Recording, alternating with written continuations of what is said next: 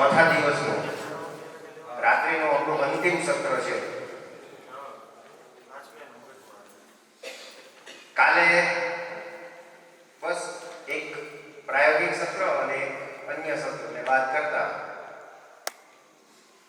આપણે હવે છૂટા પડવાના છીએ. તો આજે રાત્રે બધી મીઠી યાદો વાગોળતા સૂઈ જશું. હાલ થોડીક સત્રની વાત કરી લઈએ તો આજના સત્રનો વિષય છે પંચગવ્યથી માનવ ચિકિત્સા. તો એ સત્રની અંદર પરિચય આપવું પહેલા આપણી સાથે રહેલા નિર્ગુણ જીવનદાસ સ્વામીજી જે આપણને આશીર્વચન આપવું, બંને સંતો આપણી સાથે પહેલા દિવસથી છે.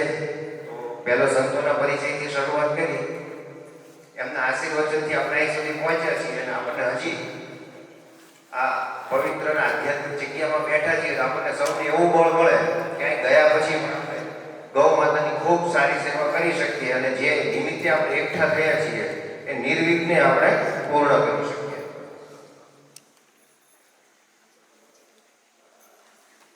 પંચગવ્યથી માનવ ચિકિત્સાની અંદર વિજયભાઈ રાપડીએ તો આપણને માર્ગદર્શન આપ્યું છે. તો આજે આપણી સાથે એક સાથે બે મહાનુભાવ છે એક જ વિષયના.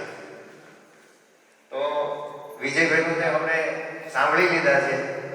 બીજા છે આપણી સાથે ડોક્ટર ધર્મેન્દ્ર પ્રસાદભાઈ પટેલ.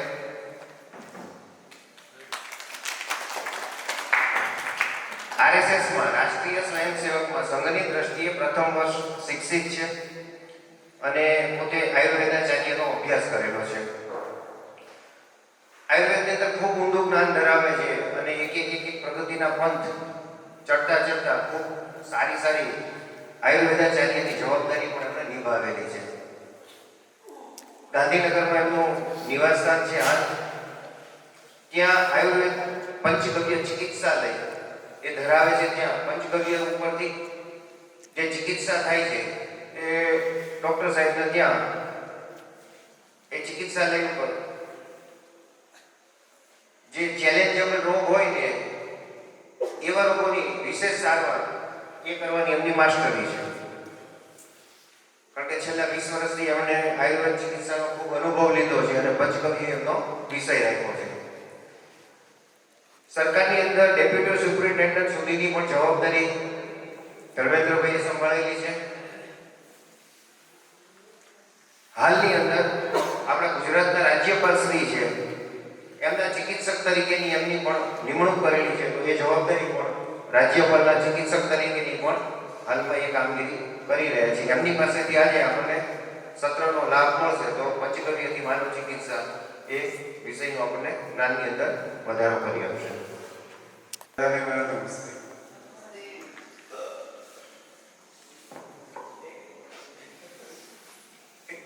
સૂત્ર છે અથર્વવેદ, એતત વૈ સર્વરૂપમ વિશ્વરૂપમ ગુરુરૂપમ. એટલે જેવી ગોમાતાની સ્થિતિ હશે એવી વિશ્વની સ્થિતિ રહેશે અને એ પ્રમાણે આપણે બધાની સ્થિતિ રહેશે. આ પ્રમાણે રહેશે. પહેલા ગોમાતાની જેવી સ્થિતિ હતી તમે કલ્પના કરો ને અત્યારે જે સ્થિતિ છે એ પ્રમાણે કલ્પના કરો એટલે ધ્યાનમાં આવી જાય એવું સરળ વેદ સૂત્ર અત્યારે પણ કામ લાગે એવું છે. આપણે બધાએ યાદ કરીએ ને તો કોઈ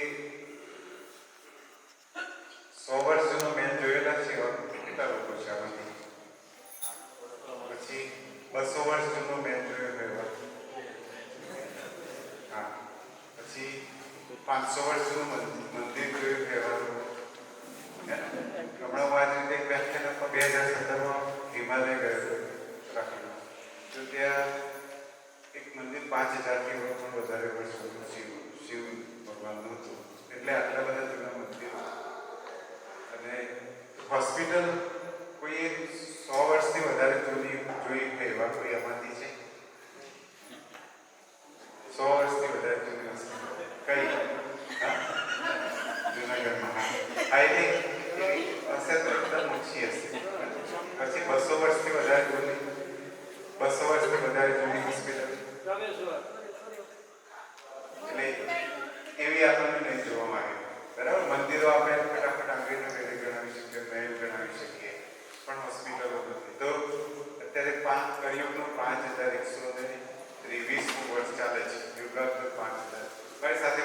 યુગાબ્દ 5123. એટલે કળયુગ ચાલુ થાય બાળકોને ગયા એના પછીના જે વર્ષો ગણીએ તો 5123મું વર્ષ છે. તો આના આપણે 3 યુગ ગયા અને આ હોસ્પિટલો જે ભાઈ વાત કરી 100-200 વર્ષ જૂની, તો એના પહેલા હોસ્પિટલો કઈ જગ્યાએ હતી? આગળ કઈ જગ્યાએ આ 100 કૌરવોની પ્રસૂતિ થઈ હશે? કઈ હોસ્પિટલમાં? આ 5 પાંડવો જોરદાર તરવાર હતા, તેમનું વેક્સિનેશન 40% વેક્સિન કઈ જગ્યાએ આપી હશે? તો આ બધા આપણને પ્રશ્ન થવા જોઈએ. ત્યારે આપણે કોવિડની 2 વેક્સિન લીધી, પાછળ ત્રીજો બુસ્ટર ડોઝ લેવો પડશે. બધા જેવું મારે લેવું પડશે, તમારે લેવું પડશે, દરેક લેવું પડશે. તો આના પહેલા આપણે 100 વર્ષ પહેલા હોસ્પિટલો નહોતી, આટલા બધા વર્ષ કળિયુગના જ ગણો, બીજા યુગ જવા દો. આ બધા આપણે કોઈ જંગલમાં તો નહોતા, આપણે આર્ય પ્રજા, વિકસિત પ્રજા. તો હમણાં જે 1835 પછીનો સમયગાળો છે ને એ બધું બગડ્યો. એમાં ને એમાં આ બધી પરિસ્થિતિ નિર્માણ થઈ છે. અને એવું કહેવાય છે 2025માં હવે નજીક જ છે, 4 લોકો બેઠા છે, એક જણનું કિડની ફેલિયર હશે, એકનું હૃદયની તકલીફ હશે, એકનું કેન્સર હશે, એવું એટલે એકને ડાયાબિટીસ જેવું કંઈક રોગ હશે, એકાદ જણ કદાચ સ્વસ્થ હશે એવું કહેવાય છે ભારતમાં. બીજું ભારત માટે એવું પણ કહેવાય છે કે 2040 સુધી ભારતમાં જનસંખ્યા નિયંત્રણ માટે ગમે તેટલા પ્રયત્નો કરીશું પણ જનસંખ્યા નિયંત્રણ એટલું બધું નહીં થાય. અને 2040 પછી કોઈ પ્રયત્નો નહીં કરીશું ને તો પણ એ ગ્રાફ છે ને સીધો નીચે આવે છે. એવું એટલા માટે ખૂબ પ્રમાણમાં કેન્સર રોગ એ બધા રોગો આવી જશે. અને તમારે આ હું બોલું છું ને એને પ્રત્યક્ષ જોવો તો કાકો 20 વર્ષથી બધે બોલવા જવું છું અલગ અલગ જગ્યાએ અને જોવું પણ છું. તો સિવિલ હોસ્પિટલના બાળકોના કેન્સર વોર્ડના વેઇટિંગ વિભાગમાં જો કદાચ બેસશો ને એટલે તમને આવું કહું છું કદાચ પ્રત્યક્ષ જોવા મળી જશે કે ખરેખર આ બધાના જવાબો ક્યાં છે? આ બધાના જવાબો આપણા ભારતીય જીવન વિજ્ઞાન, આયુર્વેદ, ભૂવિજ્ઞાન, વેદ વિજ્ઞાન એ બધામાં છે. અને કેવા વિજ્ઞાન છે? સાવ નાના નાના વિજ્ઞાન છે, સરળતાથી સમજી શકાય એવા કે આમ ચંદ્ર ઉપર જવા જેવું કઠિન નથી કે કોઈ મહેરાનગઢનો જોધપુરનો કિલ્લો ચડવા જેવું કઠિન પણ નથી, એટલું નથી. એવા સારું સહેલું અને સરળ બાબતો છે કે જે આપણે બીજું બધું જેમ આપણે સમજી જતા હતા કે ભાઈ કટપ્પાએ બાહુબલીને કેમ માર્યો, અથવા તો માઉન્ટ આબુ કરવા જવું હોય તો આ ઋતુમાં ના જવાય, કેરળ કરવા જવું હોય તો આ ઋતુમાં જવાય. એ બધું આપણે સમાજમાં રહે છે સમજવાની જરૂરી જ છે, પણ એને આ બધાના ભોગે નહીં. આ બધું પણ સમજીએ, આપણી બધી બાબતો એ પણ સમજીએ તો ખૂબ કામમાં લાગશે. આપણે પંચગવ્યથી માણસોની ચિકિત્સા તો પછી કરીશું, કમસે કમ આપણે બધા સાજા રહીશું ને. એના ગુણો એટલા બધા છે, દૂધ, દહીં, ગોબર, ગૌમૂત્ર, છાશ બધાના, કે આપણે ઘરમાં સાજા રહેવા માટે ઉપયોગ કરીશું તો એ જબરજસ્ત કામ લાગશે, બહુ જ કામ લાગશે. બસ એનો સમજણપૂર્વક ઉપયોગ કરવાની જરૂર છે. ઓઝોનની સમસ્યા, પર્યાવરણ સમસ્યા બધું તો આપણને ખબર જ છે આગળ. અને અત્યારે કોરોનાની ચાલે છે ડેલ્ટા અને એમિક્રોન હવે ડેલ્ટા ક્રોન ને એ બધું. તો પંચગવ્ય છે ને એના આપણે પ્રકાર જોવા જઈએ તો આરતી, ગોદુગ્ધ, ગોદહીં, ગોમૂત્ર આ બધું આપણે જાણતા જ ચોથો દિવસ છે. ગોતત્વ પણ એમાં ભલે 5 પેર પણ એ રીતે પણ એનું તત્વ છે. એની પાછળ કંઈ કે વિજ્ઞાન છે કે દૂધમાં CLA, મારી સાથે બોલ્યું CLA, કોન્જ્યુગેટેડ લિનોલિક એસિડ. આ CLA છે ને એ કેન્સર સામે લડત આપનાર એક અગત્યનું તત્વ છે જે આપણને ગૌ માતાના દૂધમાં કુદરતી રીતે આપણને મળે છે. આપણે દૂધ પીએ ને એમ કેન્સર સામે લડવાની તાકાત આપણને મળે છે, બરાબર? આવું તો ક્યાંથી મળે? કેન્સરની દવાઓ તમે 25, 30, 40 વર્ષે થાય ને પછી ખાઈ ખિસ્સું ખાલી કરો, શરીર ખાલી કરો, બધું ખાલી કરો.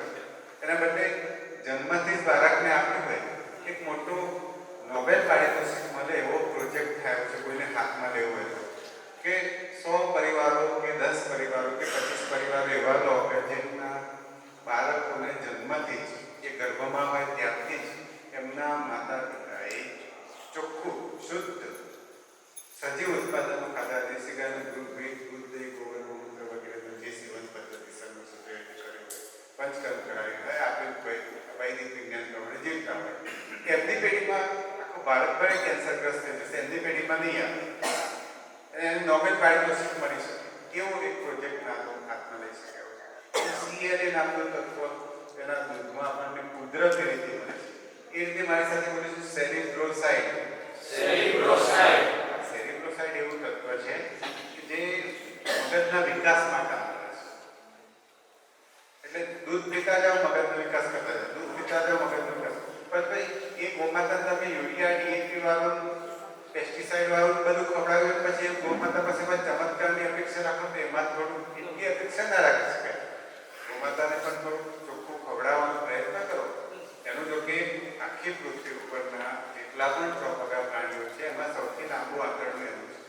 એટલે એ બધું શોષણ કરીને એને જે બનાવવાનું છે એને બનાવી દે છે, પણ જો આદર્શ અપેક્ષા રાખતા હોય તો એને પણ આદર્શ ખવડાવશો તો વધારે સારું. એટલે એટલું પ્રોટીન તમે જાણી લીધું હશે, આગળ વિશે આવી જશે કે એટલું નામનું બીટા કેસીન જે પ્રોટીન છે. પછી સ્ટ્રોન્શિયમ, સ્ટ્રોન્શિયમ ન્યુક્લિયર રેડિયેશનની સામે લડત આપતા જે તત્વો હોય ને એવું એક તત્વ સ્ટ્રોન્શિયમ છે. એ પણ આ પંચગવ્યમાંથી મળતું હોય છે.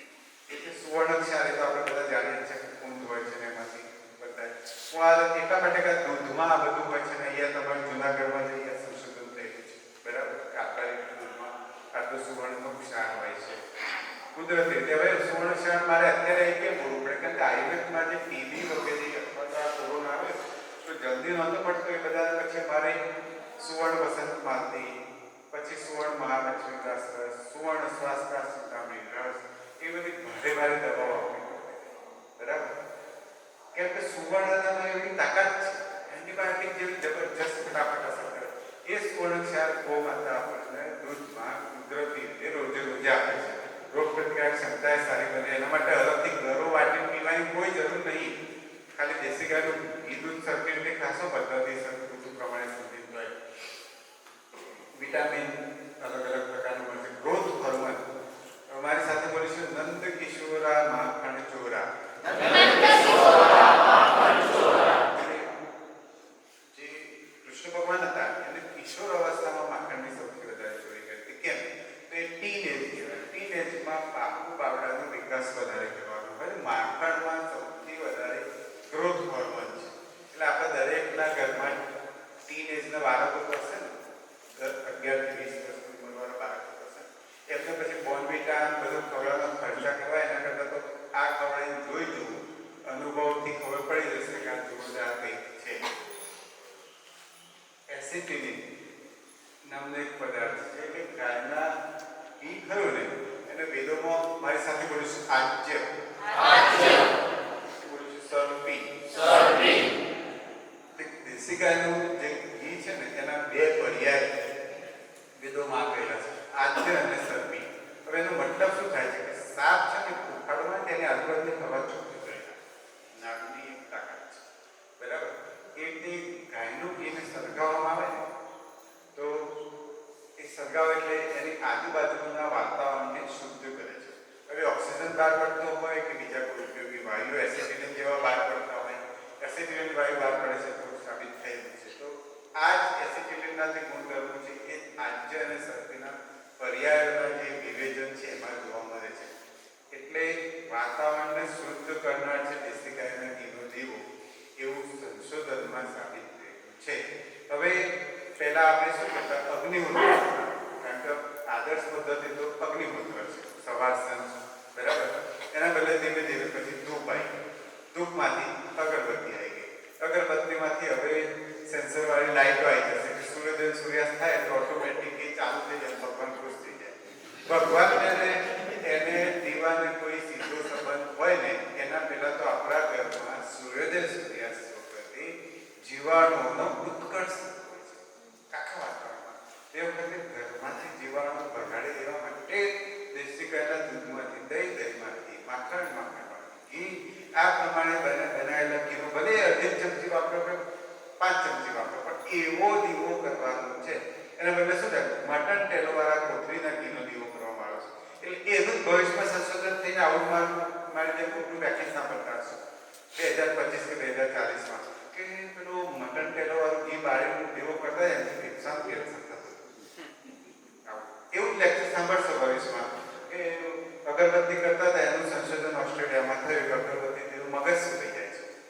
મગજ સુકાઈ જાય એનાથી કંઈ ફરક ના પડતો હોય તો ઠીક છે, પણ શું છે કે 35, 40, 45 વર્ષની ઉંમરે બધાની યાદશક્તિ જવા માંડે છે. નામ યાદ નથી રહેતા, ગામ યાદ નથી રહેતા, ચહેરો યાદ હોય. આવું બધું કેમ થવા માંડે છે?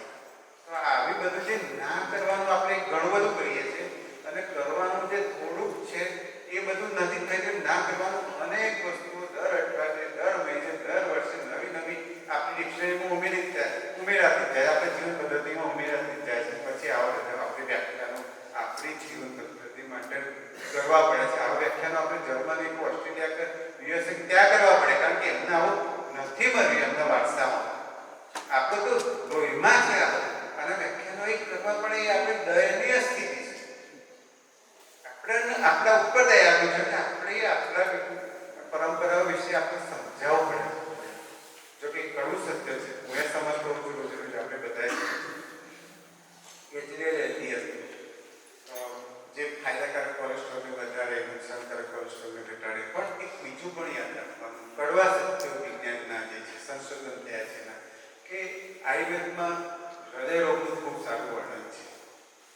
તો એમાં કહ્યું છે કે કોઈને પણ હૃદય રોગ થાય અથવા હૃદય સંબંધી રોગ થાય તો એને દૂધ અને દૂધમાંથી બનતી તમામ બનાવટોનો ત્યાગ કરવો, જ્યાં સુધી ઠીક ના થઈ જાય ત્યાં સુધી. કાયમી માટે નહીં, નહીંતર પછી કહું એ કાયમી માટે બંધ કરો તો શું નુકસાન થાય છે, બરાબર? તો એમાં ઘી પણ આવી. અને બીજું શું, આપણી જાત કેવી છે, સમાધાન કરે આપણી સાથે. એક માણસ એવો નિર્ણય લીધો, રોજ એક માણસનું જીવન બચાવીશ અને રોજ એક માણસને ખાવા આપીશ. પછી એક દિવસ કશું ના મળે તેને શું કર્યું? ઉંદરાને પાંજરામાંથી કાઢીને બિલાડી ખાવા આપી. ખબર પડી? પોતાની જાતને સમજાવી દીધી કે ઉંદરાનો જીવ બચાવ્યો, પાંજરામાંથી કાઢ્યો, બિલાડીને ભોજન આપ્યું. એ હાથમાં વચ્ચે નાખ્યા. આપણને જ ગમે દેશી ગાયનું દૂધ ખાવું, ઘી ખાવું જોઈએ એટલે ફ્રીજમાં મલાઈ ભેગી કરી રોજ બહેનો માટે ખાસ મહેનત કરી લાવો બિચારો, પછી દૂધે પીવડાવો ચોખ્ખું, પછી એ દૂધમાં તમે 5 રૂપિયા બચે, 500 રૂપિયાનો ખર્ચો ડૉક્ટરો માટે બનાવવાનું થાય, બરાબર? તો શું થાય કે તમે દૂધમાંથી મલાઈ ભેગી કરી પાછું એમાંથી ઘી બનાવો. એ ગાયનું પણ મલાઈનું ઘીના ગુણો હૃદય માટેનો ઉપયોગીના હોય, નુકસાનકારક થઈ હોય છે. ગાયનું એ પણ મલાઈમાંથી માખણ ભલે 5 ચમચી ખાવ તો 5 ચમચી જે ખાવે ચોખ્ખું, બરાબર? તો બીજું ગાયના ઘીમાં એક ગુણ છે અને આયુર્વેદની કેટલીક ઔષધિઓ, આ મગજ છે ને એને બધું આપણી બધી નર્વસ સિસ્ટમ અહીંયા છે, એના સેન્ટર છે, બરાબર? સોફ્ટવેર આખો અહીંથી ઓપરેટ થાય છે. તો એ બધા સેન્ટર્સને વારંવાર ઇન્ફેક્શન ના લાગી જાય એટલા માટે ભગવાને ટ્રિપલ બી, મારી સાથે બોલું છું, blood brain barrier, blood brain barrier નામને આવરણ બનાવ્યું છે કે જેમાંથી જલ્દીથી કંઈ ચેપ અંદર ના જતો રહે, બરાબર? તો એ ટ્રિપલ બી નામનું લેયર છે કે કશું જલ્દી જાય તો દેશી ગાયનું ઘી છે ને એ અંદર જઈ શકે એટલા માટે નસ્ય તરીકે વાપરવાનું કહેલું છે. એટલે આ એને બધા વિજ્ઞાન, આવા તો બહુ જ વિજ્ઞાનો છે, બરાબર? પણ આ ફટાફટ સમજી જાવ ટૂંકમાં કહી દઉં. એના ઉત્પાદનો તો પંચગવ્ય, ગુડ, સત્વ, આ બધું ગૌમૂત્ર વાળી લખીને હવે તો કેટલા બધા એમાંથી, કારણ કે આયુર્વેદમાં નામ નહીં પડે તમે આટલું જ સંતોષ માનો, નવું સંશોધન કરો, બનાવો, રિસર્ચ કરતા જાઓ, એ રીતે બધા સંશોધનો પણ થયેલા છે, બરાબર? તો આ બધાનો ઉપયોગ આપણે આપણા સ્વાસ્થ્ય માટે કેવી રીતે કરવો એ ચાલુ થાય ત્યાં સુધી હું અહીંથી મારું ચાલુ રાખીશ. તો પંચગવ્યનું મારું જે અત્યારની વ્યાખ્યાન છે એમાં 3 ભાગ છે. પંચગવ્યનું આયુર્વેદમાં વર્ણન, પંચગવ્યની બાબતમાં અનુસંધાન એટલે કે સંશોધનો, અને પંચગવ્યના ચિકિત્સા પ્રયોગો, બતાવેલા પ્રયોગો અને એ પ્રયોગોના બનેલા પરિણામ. એ જ્યારે ચાલુ થાય ત્યારે આપણે સાંભળવાનો જ વિષય છે. આ તો મારી લિંક ના તૂટી જાય એટલે એવું રાખેલું છે, થોડા ખોટા છે, બાકી બહુ અગત્યનું નથી. એમાં ગાયનું દૂધ સૌથી પહેલા આવે કે નહીં? તો ગાયના દૂધ માટે આયુર્વેદમાં આવું કહ્યું છે, સ્વાદુ શીતમ મૃદુ સ્નિગ્ધમ બહલમ સુલક્ષણ પિચ્છિતમ ગુરુ મંદ પ્રસન્નશ્ચ કવ્યમ 10 ગુણમ પ્રેમ. એટલે આયુર્વેદમાં 10 પ્રકારના દૂધ, ગાયનું, ભેંસનું, બકરીનું, ગધેડીનું, એવા માતાનું એટલે સ્ત્રી એમાં ગાયના દૂધનાથી ગુણ કયા ને કે ગાયના દૂધ આપના આવા ગુણ કયા છે. શું છે? સ્વાદુ એટલે ગમે એવું હોય છે, શીત. એટલે ગાયના દૂધનો સ્વભાવ શીત છે, ગરમ નથી. શરદીની બહુ પ્રકૃતિ હોય તે લોકોએ અંદર શું કરવું? એને સંસ્કાર કરવો. કઈ રીતે સંસ્કાર કરવો? તો સૂંઠ નાખવી, પણ પાછું આદુ ના નાખવું. એટલે આપણે કે આદુ વાળું દૂધ બનાવીએ, મામા આવે છે, ભાઈ આવે છે તો આપણે પેલું ડ્રાયફ્રૂટ નાખીને બનાવીએ, વેવાઈ આવે છે તો આ નાખીને બનાવીએ. પણ એવું છે કે દૂધમાં ડ્રાયફ્રૂટ નાખવાથી દૂધને ને ડ્રાયફ્રૂટને વિરોધ છે. અખરોટ ને કાજુ બદામ નાખીએ ને એનાથી વિરોધ છે, વિરુદ્ધ આહાર બને છે. અને વિરુદ્ધ આહારથી શું નુકસાન થાય? આગળ ચાલુ થાય તમને દેખાડું કહીશ ને તો અહીં આવું કહીશ, બરાબર? તો એ જે સૂંઠ ન ખાય પણ આદુ ના નખાય. હવે તમને એમ થાય કે આદુ સૂંઠ એક જ છે ને, કેમ ના નખાય? પણ એવું છે કે દૂધ અને છાશ એકમાંથી જ બને છે. દૂધનો છાશ એક જ છે કે અલગ છે? અલગ છે ને. એમાં આદુ સૂંઠ અલગ છે, બરાબર? આદુનો વિપાક અલગ છે. કોઈ પણ આયુર્વેદનું જે દ્રવ્ય છે એટલે કે દવા છે, રસ, ગુણ, વીર્ય, વિપાક, પ્રભાવ આવી 5 રીતે કામ કરે છે. એમાં 6 રસ છે: મધુર, અમ્લ, લવણ, કટુ, તિક્ત, કષાય. એ જ રીતે 20 ગુણ છે: ગુરુ, લઘુ, શેત, ઉષ્ણ, ખરસ, સૂક્ષ્મ. આવા 20 ગુણ છે. 3 વિપાક છે: મધુર, અમ્લ, લવણ. એવી રીતે અલગ અલગ રીતે આયુર્વેદની કોઈ પણ દવા કામ કરે છે. તો આ ગુણ, આ જે રસ પંચક છે એ બધું હવે આગળ એનાથી પણ તો એનું રસ પંચક છે ને બદલાઈ જાય છે. એટલા માટે એમાં સૂંઠ નાખવી, પણ આદુ નાખવું જોઈએ. આદુનો દૂધમાં ઉપયોગ કઈ ચિકિત્સા તરીકે ક્યાંક કરેલો છે આયુર્વેદમાં, પણ સ્વસ્થ માણસે તો સૂંઠ નાખવી. એટલે શીત ઠંડુ ના પડે એટલે મૃદુ, હલકું છે, સ્નિગ્ધ છે, ચિકાસ વાળું છે. એટલે સાંધાઓને અંદર ચિકાસ રાખીએ, મગજમાં અંદર જે જોઈએ તત્વો પૂરા પાડે એ પ્રકારનું છે, બરાબર? પચવામાં ગુરુ એટલે એકદમ તમે વધારે લઈ લો તો ઝાડા પણ થઈ શકે. માપ સમજો આવે સમજો લાગે તમારી ભૂખ પ્રમાણે તો સારું છે. આવા 10 ગુણ કહેલા છે, બરાબર? હવે તદેવ ગુણ એવો જબ સામાન્ય અભિવર્ધયે, બરાબર? એટલે ઓજના જે 10 ગુણ કહેલા છે, ઓજ એટલે શું? રસ, રક્ત, માંસ, મેદ, અસ્થિ, મજ્જા, શુક્ર એવી 7 ધાતુઓ ત્યાં શરીરનું સ્ટ્રક્ચર બનેલું છે. 7 ધાતુનો જે સાર હોય છે એને ઓજ કહે છે. જે માણસનો જે તેજ હોય છે એ તેજ એના ઓજના કારણે હોય છે, બરાબર? ઓજ જેવા ગુણો લગભગ એના ગાયના દૂધમાં છે. આવું જોરદાર અમૃત આપણા પૂર્વજોએ વડવાઓએ આપણને આપેલું છે. અને એ ગાય રોડ ઉપર હોય છે, કૂતરા ઘરમાં હોય છે. કૂતરાને ભલે ઘરમાં રાખીએ કારણ કે એ જીવ છે, પણ ગાયને બહાર રાખીએ એના હિસાબે નહીં. પછી જીવની આના ક્ષીર મુક્ત રસાયણ, એટલે જીવનીય દ્રવ્યો છે. તમારું વાઇટલ ફોર્સ, સાજા રહેવું, સ્વસ્થ રહેવું, આનંદમય રહેવું, આવા સરસ જીવનીય રહેવું હોય તો એના જે ગુણો છે એ બધા અને રસાયણ એટલે રિજ્યુનેશન, જલ્દીથી ગડપણ ના આવે, વૃદ્ધત્વ ના આવે એવા બધા ગુણો આ ગાયના દૂધમાં કુદરતે આપણને આપેલા છે. કેરોટીન, ઓમેગા 3 ના બધા વિટામિનની આગળ વાત કરી, આ બધા તત્વો તો છે. હવે દૂધ સાથે આ ખાસ જાણવા જેવું છે. કારણ કે આપણે તો એવું છે બીમારો માટે તો જબરજસ્ત હોસ્પિટલો બની રહી છે. અને મને એમ લાગે કે મારા મામાના ગામ જવું હોય રતનપુર, ઉમેદપુરાથી તો પહેલા હું ચાલીને જતો. રામાયણ જોવા જવું હોય તો બાજુનું સાકરવાડ કંપા હું રવિવારે સાયકલ લઈ જતો હતો. આટલું બધું આવો સમય હતો. કેટલા 30 વર્ષ પહેલાની વાત છે, 30-35 વર્ષ પહેલા. આજે તમે તમારો કોઈક સગો ન્યુયોર્કમાં રહેતું હોય અને તમે ફોન કરો તો એને બેટા તને શરદી થઈ છે, ઉધરસ થઈ છે, અવાજ થોડો ધીમો આવે છે, બરાબર? પહેલા મુંબઈ તાવ આવે તો 15 લાખ તાવ આવે તો પછી મહિને ખબર પડે તાવ ઉતરી ગયો.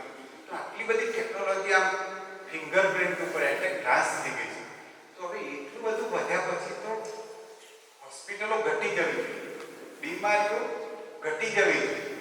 એના બદલે બીમારીઓ વધે જ જાય છે. તમારો રાજકોટમાં પહેલા વોકાટ નથી, વોકાટ બને પછી કંઈક નવી બનશે ને હોસ્પિટલ. તો વ્યવસ્થાઓ વધે પછી તો આ ઘટવું જોઈએ. એટલે આ ભૂલ શું છે? તો ભૂલ આપણા રસોડામાં છે. તમે સમજો, તમારા ઘેર જઈને બધાને સમજાવો કે આ રસોડામાંથી જ હોસ્પિટલો બનીએ છીએ આપણે. કોઈ વૈદ્યો કે ડોક્ટરોની એટલી બધી જરૂર નથી, બરાબર? કેમ? તો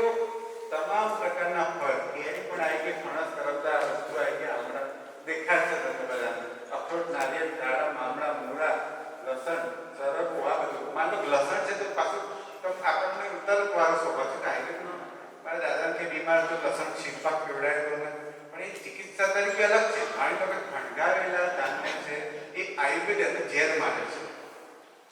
તમે ફણગાવેલા નમક ખાતો તો આયુર્વેદ એને ઝેર મારે છે. તો મારે એકવાર એક ટીવીમાં બટાકા વિશે લેક્ચર આપવાનું હતું. તો બટાકાનું મેં રિસર્ચ યુએસએનું જોયું તેમાં જે ફણગા ફૂટે છે સ્પ્રાઉટિંગ એ ઝેર છે એવું ત્યાં રિસર્ચ થયું છે. તો મગના ફણગામાં રિસર્ચ એવું થશે રિસર્ચ કે ઝેર છે યુએસએમાં આવતો હજુ 50 વર્ષ લાગશે. તેવું તો બહુ મોડું થઈ ગયું છે. ફણગાવેલા મગ આયુર્વેદમાં કયા છે ખાવાના પણ બીમારની દવા તરીકે કહેલા છે. જેમ કે અત્યારે કચરિયું બધા ખાતા હોય બરાબર. તો કચરિયું તલ અને ગોળ આયુર્વેદ પ્રમાણે વિરુદ્ધ છે. એટલે તલ સાકરી તલને સાકર ખવાય તલને ગોળ નહીં ખવાય. એ ખાવાથી કયા રોગો થાય આગળ આવશે તમને. તુલસી પણ આવી ગઈ. આપણે એમ કે તુલસી ગાયનું દૂધ અમૃત છે. તુલસી વિષ્ણુપ્રિયા અમૃત. આ બે અમૃત લેવા વાતો શું છે? મેં પેલું રસ પંચક કહ્યું કે એનો વાતો છે. એકબીજા સાથે વિરુદ્ધ થઈ જાય છે બરાબર. એટલે એ બધું પણ ટાળવું જોઈએ. બધા ખીચડી દૂધ ખાતા હોય કે નહીં? આ બધા આખા દેશ ખાય છે બરાબર. તો ખીચડી દૂધમાં ખીચડીમાં કઠોળ આવે મગ આવે કે નહીં? તુવેર આવે ને એને દૂધ સાથે વિરુદ્ધ છે. આગળ શું ફાયદો થાય છે? વિરુદ્ધ વાંચો શાંતિથી વાંચો. અંધાપો વિસર્પ એટલે કાપીનો એક રોગ છે. અર્બુદ એટલે કેન્સર બરાબર. અને શું મૃત્યુ તો ઠીક છે પણ કેન્સર તો એનથી ખરાબ છે બરાબર. બધું આપણે જીવનું આપી દેવું પડે. આટલા આ પાછું સંદર્ભ નહીં લખેલું કે આ ચરક સહિતા સુસુર સહિતા આમાં વર્ણન છે. એટલે આ જેવું તેવું નથી. એટલે આ સામાન્ય વાત નથી. આગળ ગાયનું દહીં કેટલા બધા ગુણ ગયા છે પણ સરખી રીતે ના ખાવ તો શું નુકસાન થાય હમણાં કહું તમને. રોચન દીપન દૃશ્ય સ્નેહન બળવર્ધન. એટલે રોચન એટલે ખાવાની કેવી મજા પડે દહીં બરાબર. દીપન એટલે ભૂખ પણ લગાડનાર છે બરાબર. સ્નેહન કરનાર છે, શરીરમાં ઓઇલિંગ કરનાર છે, બળ વધારનાર છે. પછી ગરમ સ્વભાવનું છે, વાયુનું શમન કરનાર છે બરાબર. મંગલ છે એટલે આપણે ક્યાંક જઈએ તો નહીં દહીંને ગોળ આપતા દહીં સાકર આપતા સુગંધ તરીકે. તો એ મંગલ છે બરાબર. શેમાં શરદીમાં દહીં વપરાય પણ શરદીના આયુર્વેદમાં 5-6 પ્રકારો છે. એમાં જે વાયુના કારણે થયેલી શરદી હોય વાતિક પ્રતિસાય જેમાં છીંકો આવતી હોય નાકમાંથી પાણી પડતું હોય એ પ્રકારની શરદીમાં દહીં ફાયદો કરે. પણ પાછું કફ વાળી આખું નાક બંધ થઈ જતું હોય છાતી ભરાઈ જતી હોય તેમાં દહીં એને વધારે દે. એટલે આયુર્વેદ અને આપણું જે સાયન્સ છે આ પ્રકારનું સૂક્ષ્મથી સૂક્ષ્મ છે. એટલે એને થોડું જે આયુર્વેદના 2 વિભાગ છે. એક સ્વસ્થ વૃત્ત. મારી સાથે બોલીશું સ્વસ્થ વૃત્ત. એટલે જે સાજો માણસ છે સાજો જ રહે એના માટે. અને પછી એના પછી જો સાજા રહેવાની જે દિનચર્યા ઋતુચર્યા આવા બધા સાયન્સ આવા કહેલા છે એ બધામાં કંઈક જાણતા અજાણતા ભૂલો કરે અને બીમાર પડે તો પછી એનું બધું અષ્ટાંગ આયુર્વેદ છે. કાય ચિકિત્સા, બાળ ચિકિત્સા, ગ્રહ ચિકિત્સા, દ્રષ્ટા, જરા, વૃષણ એવી 8 બ્રાન્ચ છે. Paediatric medicine, surgery, anti toxicology એવી 8 બ્રાન્ચો દ્વારા ખૂબ સરસ પંચકર્મ સર્જરી બધી રીતે ટ્રીટમેન્ટ કરવી બરાબર. તો એમાં આ શરદી વાયુના કારણે થઈ હોય તેમાં ફાયદો કરે. એટલે ઝાડા થયા એમાં દહીં ફાયદો કરે તો આપણે સરસ રીતે જાણીએ છીએ. વિષમ જ્વર પણ એ ઘરે કરવા જેવું નથી. મૂત્ર પેશાબ ઓછો આવતો એમાં કાર્શ એટલે પાતળું માણસ નથી એને પણ દહીં થોડું જાડું થવામાં મદદ કરે છે. અને સૂર્યાવર્ત નામનો એક રોગ છે. માથું દુખે ને જે સૂર્ય ચડે માથું દુખે બરાબર. હા તો આધાશીષ એટલે અડધું માથું દુખે. સૂર્યાવર્ત એટલે સૂરજ ચડે માથું દુખે બરાબર. એ રોગમાં આ શ્રીખંડ ખાવાનું કહ્યું છે બરાબર. અને આવું શરદી વાયુની થતી હતી એમાં પણ દહીંનું શ્રીખંડ ખાવાનું કહેલું છે. પણ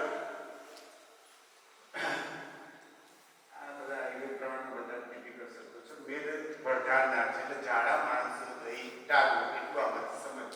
આગળ મારી સાથે બોલીશું. ગ્રીષ્મ શરદ વસંતેષુ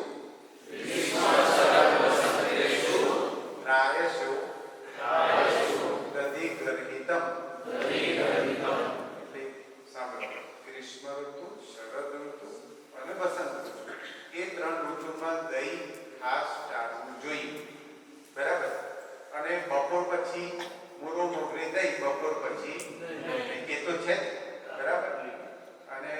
એટલા ગ્રીષ્મ ઋતુ, શરદ ઋતુ, વસંત ઋતુ એમાં ટાળવાનું. એ તો આપણને ખબર ગ્રીષ્મ ઋતુ એટલે ઉનાળો, શરદ ઋતુ ભાદરવાની આસપાસનો જે સમય હોય છે, અને વસંત ઋતુ એટલે હોળીની આસપાસ.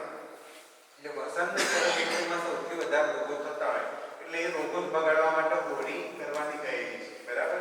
અને શરદ ઋતુમાં દૂધપાક ખાવાનું કહેલું છે, બરાબર. વાયરસ સૌથી વધારે આ બે વખતમાં આવતા.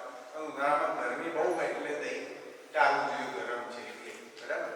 હવે દહીં આના સિવાય જ ખાવું, પાછું બપોર સુધી જ ખાવું, અને રોજે રોજ ના ખાવું. આયુર્વેદમાં કેટલાક રોજે રોજ ખાવો તો કંઈ વાંધો ના આવે એવી વસ્તુ કહેલી છે, અને રોજે રોજ ના ખાવ કારણ કે રોજે રોજ ખાવાથી અનેક રોગો થાય છે એવી વસ્તુ જે કહેલી છે ને, એમાં દહીં પહેલા લખેલું છે કે દહીં રોજે રોજ ના જ ખાવ, કારણ કે દહીંથી અનેક રોગો થાય છે રોજે રોજ ખાવાથી.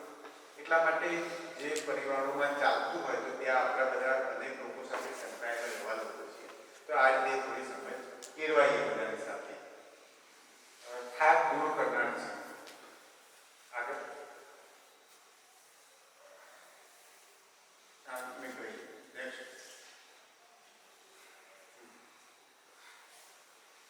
ગાયની છાશ, આ કપડાં સક્રસ્ત દુર્લભ પેલા ભાઈ બધે તમને આપવા ઈચ્છા છે, બરાબર. એટલે ઇન્દ્રને પણ દુર્લભ છે, મનુષ્યનું અમૃત છે. પણ આ દહીંની છાશ છે એમાં પ્રોબાયોટિક બેક્ટેરિયા હોય છે, બરાબર. એટલે એ તમે જમવાની સાથે ના લઈ શકો, જમવાના અંતમાં અથવા તો જમ્યા પછી લઈ શકો એવું છે, બરાબર. કેમ? તો જે આપણી ભૂખ લાગી હોય ને એ વખતે જબરજસ્ત આપણું એસિડ સિક્રેશન થયેલું હોય છે. એટલે એ એસિડ સિક્રેશન એવું હશે કે જેમાં દહીં કે છાશ ખાવામાં આવે શરૂઆતમાં તો એમાં ટાંકણી ઓગળી જાવ એવો અંદર એસિડ સરસ હોય છે જે આપણે ખોરાકને પચાવી શકે, બરાબર. મોહનથાળ લાડુ બધું ખાતા તે જેવી તેવી વસ્તુ નથી, એનું એનાલિસિસ કરવું, શોષણ કરવું નહીં, તો એ પચાવી શકે એવી તાકાત એ એચસીએલમાં હોય છે. પણ આ દહીં ને છાશ શરૂઆતમાં ખાવામાં આવે તો એ પ્રોબાયોટિક બેક્ટેરિયા મરી જાય. એટલા માટે દહીં ને છાશ ક્યારે ખાવાના? જમવાના છેલ્લે ખાવાના, બરાબર. અને પાણી છે ને એ જમવાની વચ્ચે લેવાનું, જમતી વખતે પાણી લેવાનું, જમ્યા પહેલાં નહીં લેવાનું, જમ્યા પછી પણ નહીં લેવાનું. જમ્યા પહેલાં જ પાણી લેવામાં આવે તો શરીર પાતળું થાય, જમ્યા પછી લેવામાં આવે તો શરીર જાડું થાય, અને જમવાની વચ્ચે લેવામાં આવે પાણી તો શરીર સમ બની, બરાબર. હવે કોઈકને જે પાતળા હશે એમને જાડા થવાની ઈચ્છા હોય તો તરત જ વિચારે છે કે આ કાલથી જમ્યા પછી પાણી ચાલુ, જાડા હશે તો કાલથી પાણી જમ્યા પહેલા ચાલુ. પણ બેડોળ રીતે પાતળા થવાય, રોગિષ્ઠ પાતળા થવાય, રોગિષ્ઠ જાડા થવાય. એટલે એમ નહીં કરવાનું, જમવાની વચ્ચે જ લેવાનું, જમવાની સાથે જ લેવાનું, બરાબર. તો આ દહીં ને છાશ આ રીતે છેલ્લે લેવાના છે. હું તમને આવા આયુર્વેદના નાના નાના વિશે એટલા માટે કહ્યું છું કારણ કે હું પહેલાનું સાચું ગામડામાં જોયા છે અને અત્યારના ગામડા હું જોઈ રહ્યો છું એના ઉપર ત્યાં 2025 થી 40 મને ઘણા વર્ષોથી દેખાઈ રહ્યા છે. અને એ રીતે દર વર્ષે હું પરિસ્થિતિ જોઈ રહ્યો છું. અત્યારે 43 વર્ષનું છું એટલે આ બધું પ્રત્યક્ષદર્શી છું આ બધી બાબતો.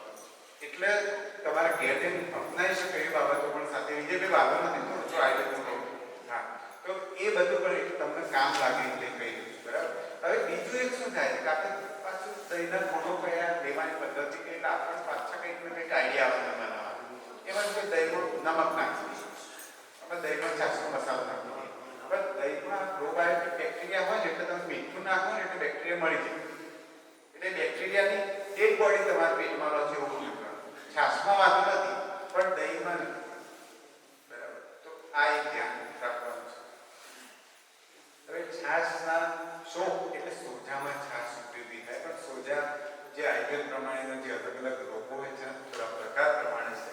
જેમ શરદીનું કહ્યું, ગ્રહણી એ પેલા ઝાડા થઈ જાય એવા રોગો હોય છે તો એમાં છાશ સરસ પદ્ધતિસર બનાવેલી, પણ કેવી? દૂધમાંથી દહીં, દહીંમાંથી માખણ જુદું પડી જાય છે, માખણને પણ તરાવી શકે એવી છાશ, બરાબર. અને એમાં શેકેલું જીરું નાખ્યું, સિંધાનું નાખ્યું હોય એ છાશ, બરાબર. તો એ છાશ એમાં કામ લાગે. મૂત્રકુચ, પેશાબ ઓછો થતો એમાં કામ લાગે. અરુચિ, ખાવાની જેને રુચિ ના થતી હોય એને કામ લાગે. સ્નેહ વ્યાપક એટલે ઘી વધારે ખવાઈ ગયું હોય એટલે પાચન માટે પણ છાશ કામ લાગે, બરાબર. પાંડુ એટલે લોહી ઓછું થઈ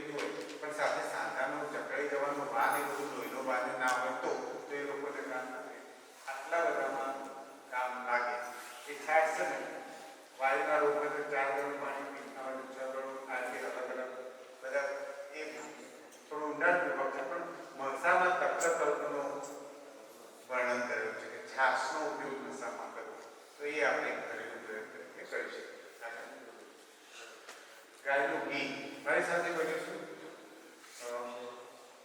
ઘૃતમ વૈ આયુ. એટલે કે ઘી એ જ જીવન છે. બરાબર? કેવી રીતે? તો આપણે બધું જે બોલીએ છીએ નર્વસ સિસ્ટમ છે આપણી. બરાબર? એ નર્વસ સિસ્ટમનો મુખ્ય ખોરાક જ ઘી છે. એટલે ઘી એ જ જીવન છે એવું આયુર્વેદમાં કહેલું છે. તો એ ઘીના કેટલા ફાયદા છે? સ્મૃતિ વધારનાર છે, બુદ્ધિ વધારનાર છે, અગ્નિ વધારનાર છે, ઓજ વધારનાર છે, કફ અને મેદ પણ વધારનાર છે. એટલે એવું નહીં કે કફ અને મેદ હોય તો ગાયનું ઘી અમૃત છે એટલે ખાઈ લેવું. તો એ વખતે જરા કાબુ રાખવું. એટલે એ ના લેવું. એ ઓછું થાય, કાબુમાં આવે ત્યારે પાછો એનો ઉપયોગ કરવો. અને ઘીનું કેવું છે, આપણે અગ્નિહોત્ર કરતા હોય ને તો થોડું થોડું ઘી નાખીએ તો એ જાગૃત થાય અને વધારે નાખો તો ઓલવાઈ જાય. બરાબર? એ થોડું થોડું લઈ તો અગ્નિવર્ધનમ. એટલે ઘી અગ્નિ વધારનાર છે પણ આરોગ્ય. એટલે વાયુ અને પિત્તના શમન માટે પણ વપરાય છે, વિષાદમાં વપરાય છે, ચિંતા થઈ ગઈ હોય, શોષ એટલે શરીર પાતળું થઈ ગયું હોય, અલક્ષથી ગરીબી ઘટાડનાર પણ ઘી છે. હવે એના રિસર્ચ નથી તો એ શ્રદ્ધાપૂર્વક ખાવામાં આવે તો બુદ્ધિ વધે. બુદ્ધિ વધે એટલે તમે પ્રજ્ઞાપરાધ ના કરો, તમારી ધીર ધૃતિ સ્મૃતિનું વિભ્રંશ ના થાય. એટલે તમે આગળ કરેલી ભૂલો યાદ રાખો, ફરીથી ભૂલો ના કરો. બરાબર? એટલે તમે ધંધામાં કામકાજમાં સારી રીતે ધ્યાન આપી શકો. એ રીતે અલક્ષથી દૂર કરનાર છે. આવી રીતે ઘી પૈસા લાવવામાં મદદ કરે છે જો હરખી રીતે ઉપયોગ કર્યો હોય તો. જૂનો તાવ હોય તો એમાં પણ ઘી કામ લાગે, પણ તાજા તાવમાં કામ ના લાગે. આગળ હવે ગાયના ઘીને પ્રતિમા સ્વાસ્થ્ય તરીકે આપણે ઉપયોગ કરતા હોય છે તો એના આટલા બધા ફાયદા છે. આ નાક કાનના સંબંધી રોગોથી બચાવ થાય. ખાસ તો રોગોથી બચાવ થાય. કારણ કે બહુ જ આંખના રોગો અત્યારે આવ્યા છે, આવી રહ્યા છે, કાનના બધા આવી રહ્યા છે. એટલે વાળ મૂછો એ બધું પકાને સફેદ થઈ જતા હોય તો એમાં બહુ સારું. અમારે તે બધા દવા લેવા વાળ સફેદ કરે. ઘી ઘેર ખાઓ અને વાળ કાળા જ રહેશે. આની કોઈ દવાની જરૂર નથી. બરાબર? ઉર્ધ્વ જતું બધાઈ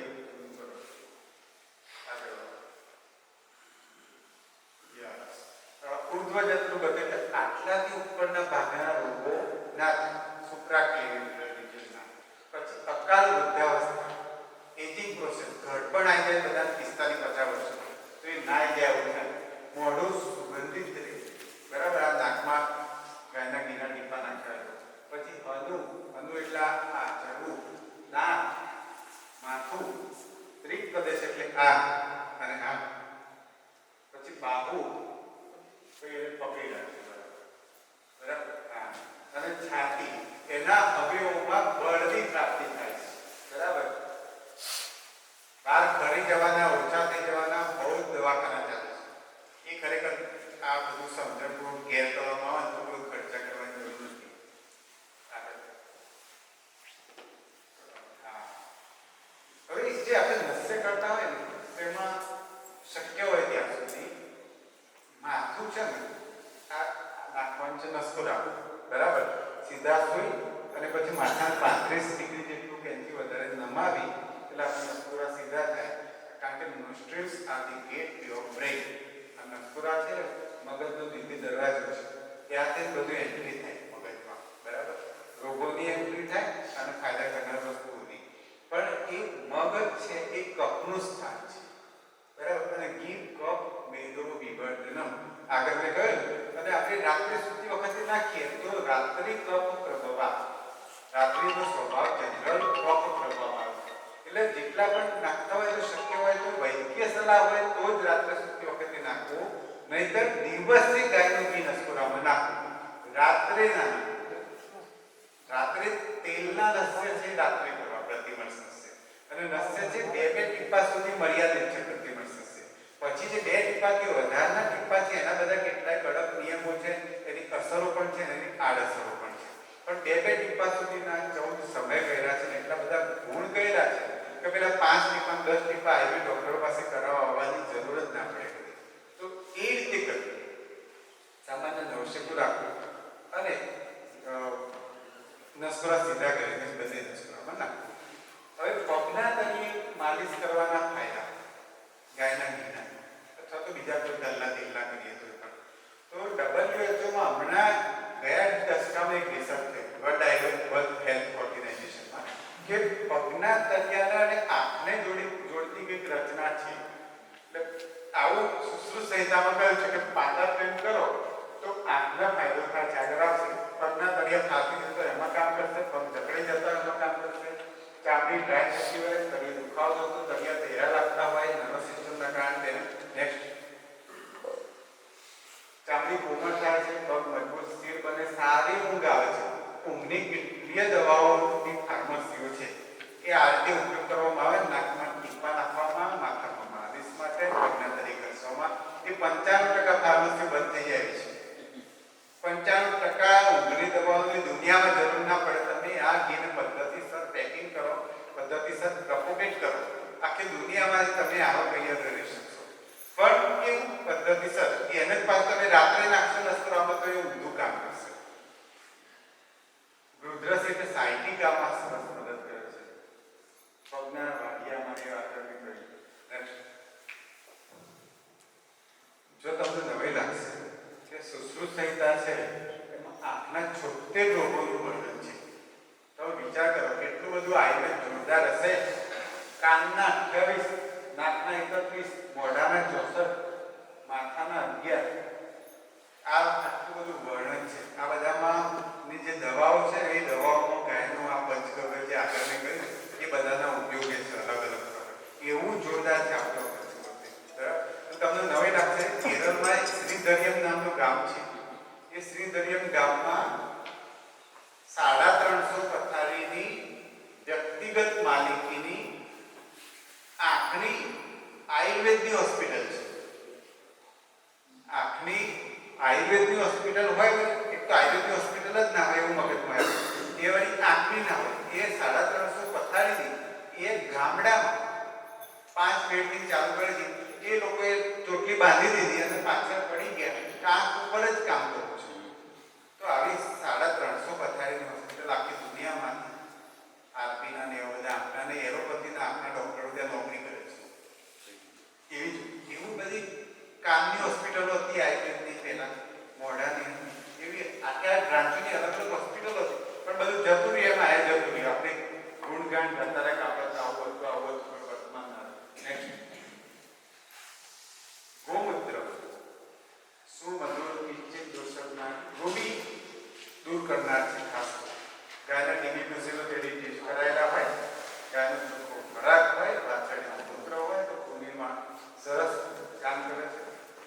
પછી આ બધા આયુર્વેદિક દવાઓના શોધન માટે પક્ષના એટલે ઝેર કોષોને શુદ્ધ કરાય એટલે ઝેરી તત્વોને શુદ્ધ કરનાર તરીકે પણ ગોમૂત્ર છે. તો ગોમૂત્રમાં કેવી તાકાત હશે.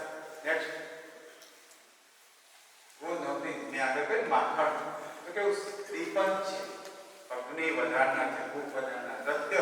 હૃદયનું ટોનિક છે.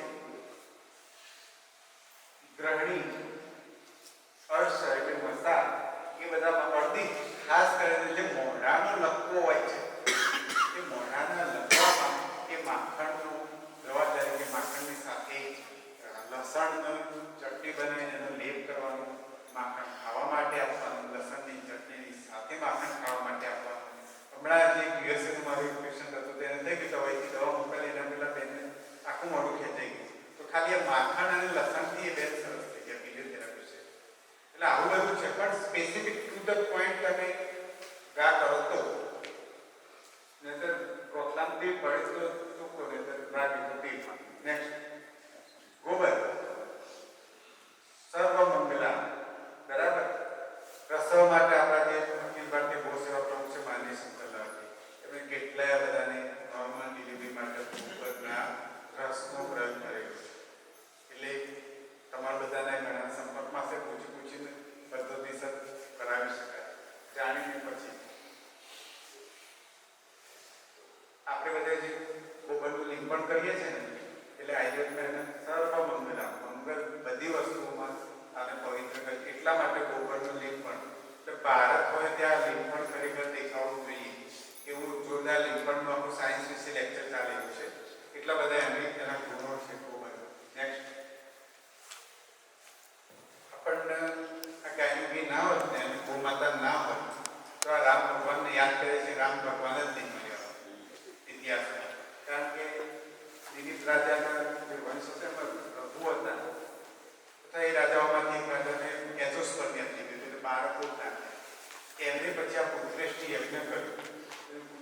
લગ્ન કર્યો ત્યારે પછી એમને તે સંતાન હોવાનું ચાલુ છે ને આપણને લૌકિક વંશ મળે.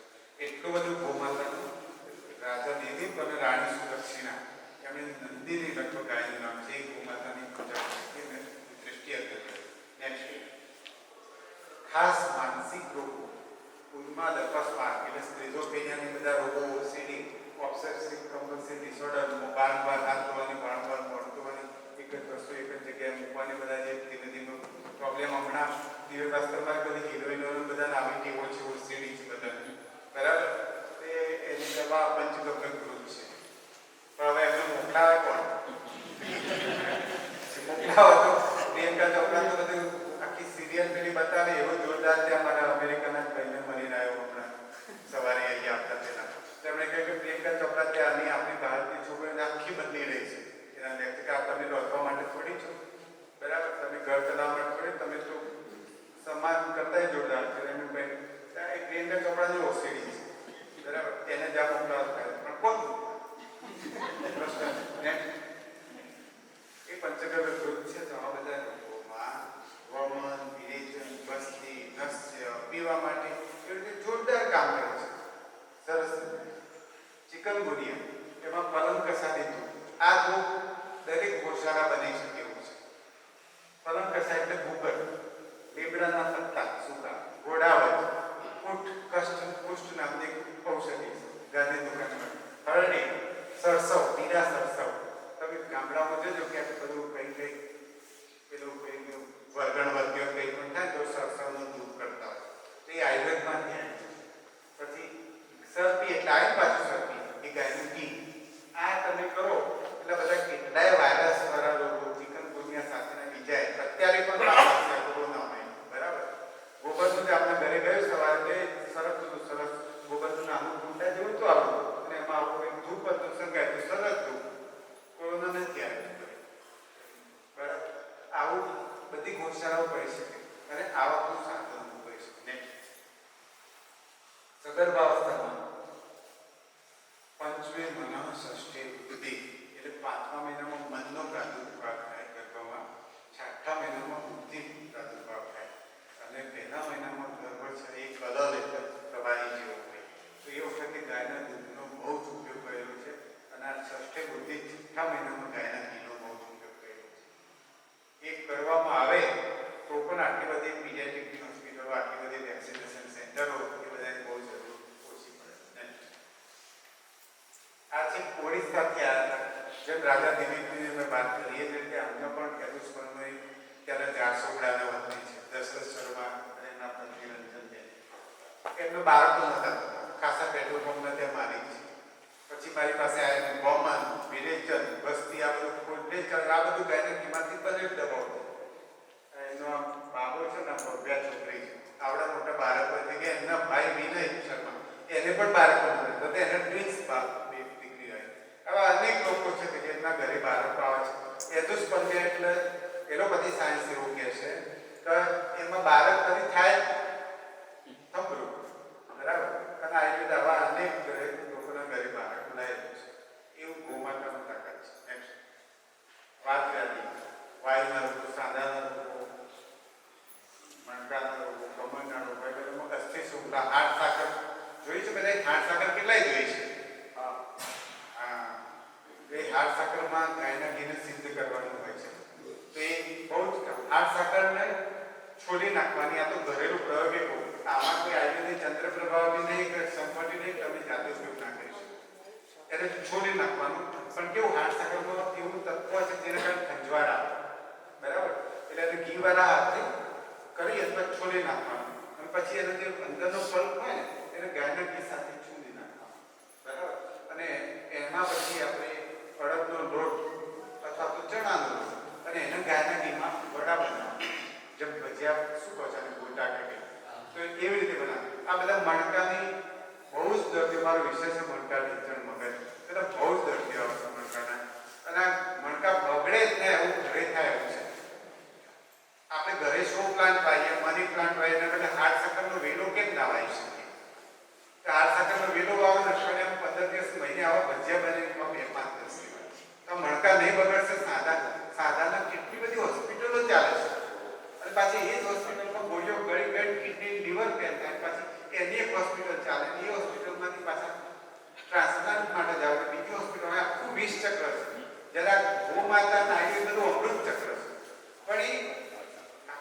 રસોડામાં કઈ રીતે લાગુ પડે એ સમજવાની જરૂર છે.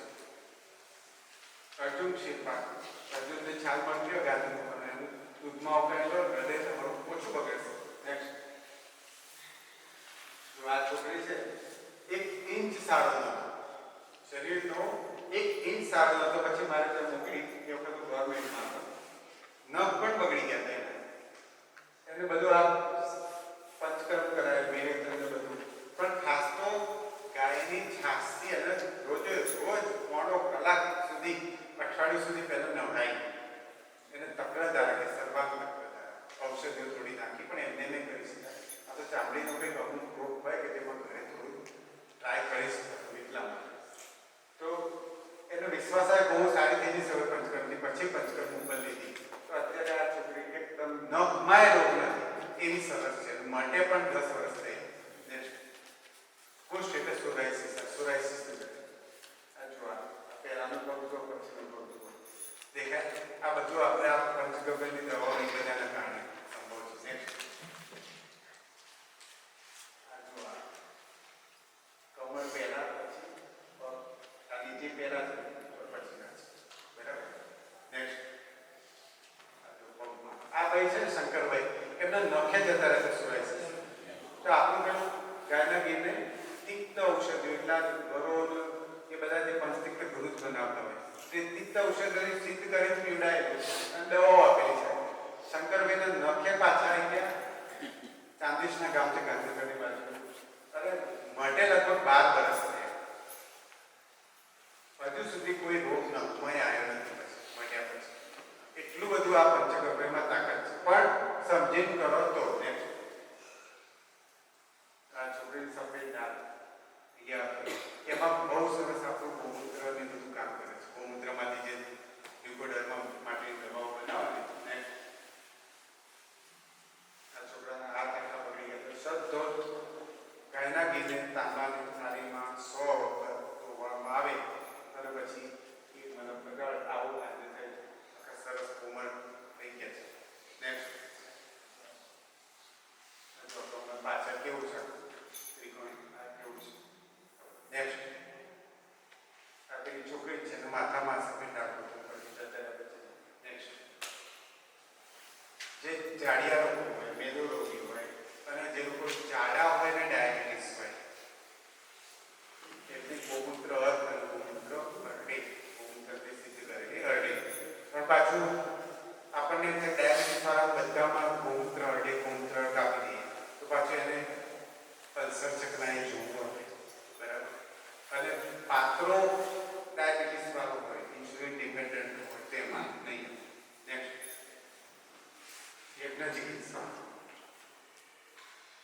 તો એમાં એસિટિલિન નામનો ગેસ ઉત્પન્ન થાય છે. ફોર્માલ્ડિહાઇડ ચેર્નોબિલની દુર્ઘટના થઈ હતી રશિયામાં. કોઈ યાદ છે?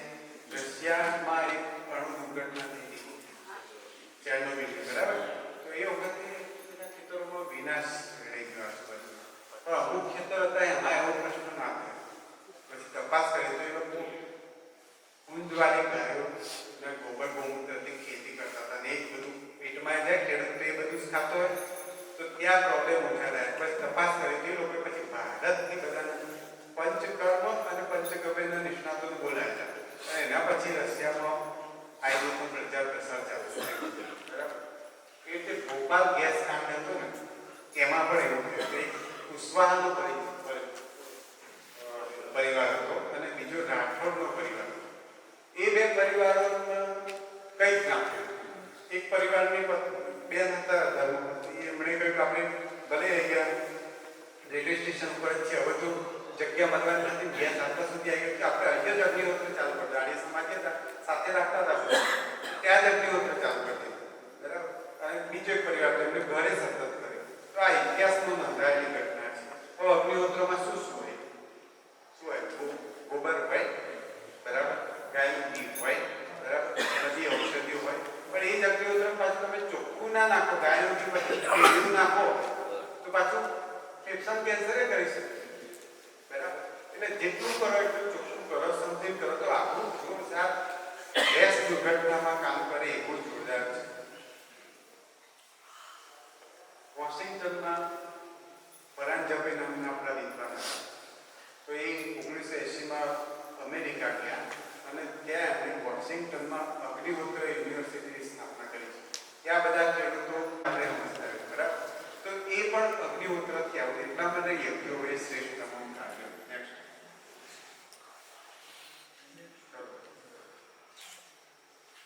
મારી સાથે બોલીશું. વાસંતી નવસશ્રેષ્ઠી યજ્ઞ.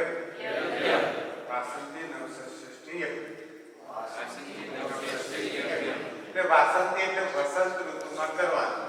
નવસશ્રેષ્ઠી એટલે જે ઘઉં વગેરે જે ધાન્ય હોય એના છોડમાં એ બીજ બનવાના તૈયાર થવાનો જે સમય છે નવસશ્રેષ્ઠી. અને યજ્ઞ એટલે યજ્ઞ, બરાબર? તો વસંત ઋતુમાં જ્યારે આવા નવા નવા ધાન્ય ઉત્પન્ન થાય એ વખતે કરવાનો યજ્ઞ. તો આવો યજ્ઞ વર્ષમાં એક જ વખત કરવાનું કહ્યું છે અને હોળી વખતે કરવાનું કહે છે. કેમ કરવાનું કહે છે? તો અમે જે અમારી ગૌશાળામાં ચાલુ કરેલ એ વખતે બહુ સ્વાઇન ફ્લૂ ફેલાયો. બધા ખૂબ ગભરાટ હતા.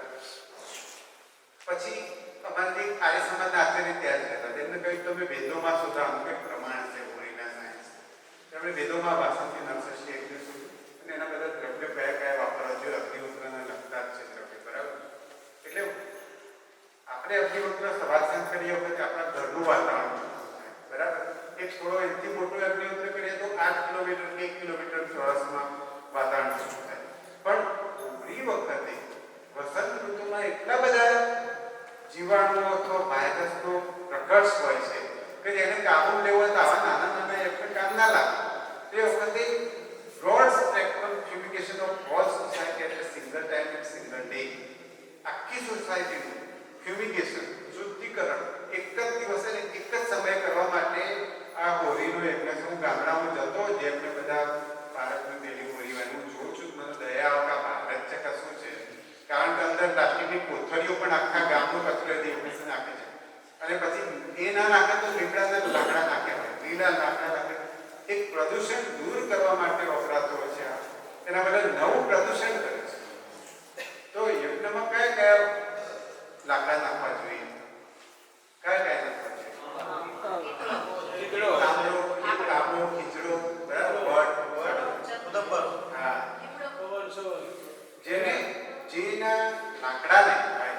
જેના લાકડાને જલ્દી ઊંધાઈ લાગી જતી હોય એ લાકડા નાખવાના, બરાબર? કેમ એ લાકડા નાખવાના? કારણ કે લાકડાને બાળો તો કાર્બન મોનોક્સાઇડ ઉત્પન્ન થાય. એ ઝેરી વાયુ છે એટલે ઝડપથી બળી જાય એવા લાકડા કયા? તો આ બધા તમે લાકડા બાળી દો તો ઝડપથી બળશે, બરાબર? અને એ કેમ ઝડપથી બાળવાના છે? ફટાફટ. કારણ કે એમાં બધી અલગ અલગ ઔષધિઓ નાખવાની છે. એમાં સાકર નાખવામાં આવે તો કયા રોગમાં કામ કરે છે, કાળી દ્રાક્ષ નાખવામાં આવે તો કયા રોગમાં કામ કરે છે. એવા બધા સંશોધનો રશિયા, ચીલી, જર્મની, પોલેન્ડ આ બધા અનેક દેશોમાં થયેલા છે. તમે અગ્નિહોત્ર સાયન્સ, હોમાથેરાપી આવું બધું જોશો તો ખબર પડશે. એ બધું આખું સાયન્સ છે કે ચોક્કસ સરખી રીતે સરખે એના માટે આ રીતે આવા લાકડા નાખવાના કહી છે. તો આ રીતે હોળી કરવામાં આવે દરેક ગામડામાં. હવે આ ચંદ્ર ઉપર જવા જેવું કાટું કામ છે નથી ને, કોઈ કિલ્લો ચડવા જેવું એક આખું કામ નથી.